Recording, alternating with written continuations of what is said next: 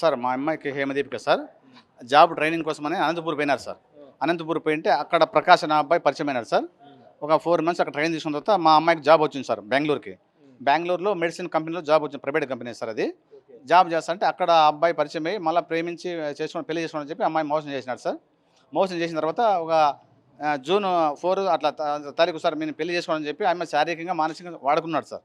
వాడుకున్న తర్వాత ఆ అబ్బాయికి మళ్ళీ నాకు నచ్చలేదు, వేరే సంబంధం నేను చేసుకుంటానని అమ్మాయి అన్నాడు సార్.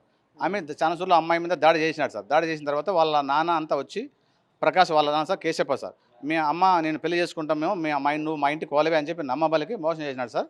తర్వాత మా అమ్మాయి కూడా అంతవరకు అడ్వాన్స్గా ముందుగా కొంచెం ప్రొసీడ్ అయింది సార్. ప్రొసీడ్ అయిన తర్వాత ఒక వారం కనీస జూన్ 2వ తేదీ సార్ అబ్బాయికి పెళ్ళయింది సార్. పెళ్ళైన తర్వాత మా అమ్మాయి తెలుసుకున్న తర్వాత ఇంత మోసం చేసినావని గట్టిగా నిలదీసాక అబ్బాయి పరారు అయిపోయినాడు సార్. పరారు అయిపోయింటే వాళ్ళ తమ్ముడు రాజు అనే అబ్బాయిని కలిసింది సార్. ఆ అబ్బాయి వచ్చి అమ్మ నేను చెప్తాను అడ్రస్ చెప్పి కొంచెం మోసం చేసి అమ్మాయిని కూడా కొట్టినాడు సార్. కొట్టిన తర్వాత మళ్ళీ భోజనం చేసిన తర్వాత జ్యూస్ అనే దాంట్లో విషయం కలిపి పంపించినాడు సార్ అక్కడ బెంగళూరులో సార్. అంటే ఈ రాజు అనే వ్యక్తి ఎవరి తమ్ముడు? ప్రకాష్ తమ్ముడు సార్. ప్రకాష్ తమ్ముడు. అవును సార్. ఇప్పుడు మీ అమ్మాయిని వేరే మాట్లాడడానికి రమ్మని పిలిచి జ్యూస్లో విషయం కలిపాడు. అవును సార్. ఆ అమ్మాయి అడిగింది సార్ అడ్రస్ చెప్పమని. ఆ అబ్బాయి చెప్పమంటే నాకు ఏమి ఇస్తామని చెప్పి ఆ అబ్బాయి కొద్దిగా ట్రాప్ చేసి కొట్టినాడు సార్.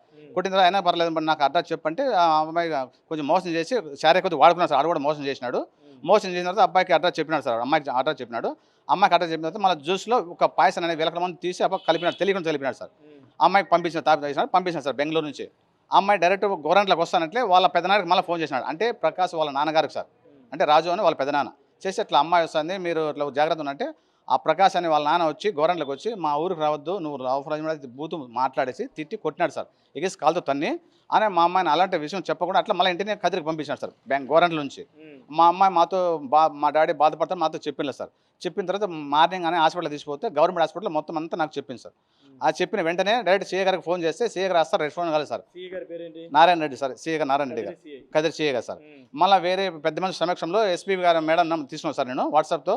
మేడం గారికి అంతా వాట్సాప్ తెలియజేస్తే మేడం గారు వెంటనే చర్య తీసుకుని ముగ్గురు మీద ఎఫ్ఐఆర్ కట్టమని చెప్పారు సార్. కానీ ప్రకాష్, కేశప్ప, రాజు అని మీద కానీ సీఏ గారు వాళ్ళిద్దరిని పక్కదావ పట్టించేసి వాళ్ళకి లోబడి ఒక్కరి మీద ఎఫ్ఐఆర్ కట్టినారు సార్. తగినందుకు మాకు జరిగిన న్యాయం జరగాలని సీఎం గారిని, డిప్యూటీ సీఎం గారిని, పవన్ కళ్యాణ్ గారిని, లోకేష్ గారిని అందరిని వేడుకుంటున్నాం సార్. మాకు ఎటువంటి సహాయం కాలేదు సార్. మాకు న్యాయం చేయండి సార్. మా బిడ్డకు ఇలాంటి బాధ అనేది ఏ తండ్రికి రాకూడదు సార్, ఏ బిడ్డకు అంత అన్యాయం జరగదు సార్. మరో స్త్రీకి ఆడపిల్ల తిరగాలంటే ఈ కాలంలో ఎంత బాధ అయింది సార్, మాకు చాలా బాధ అవుతుంది సార్.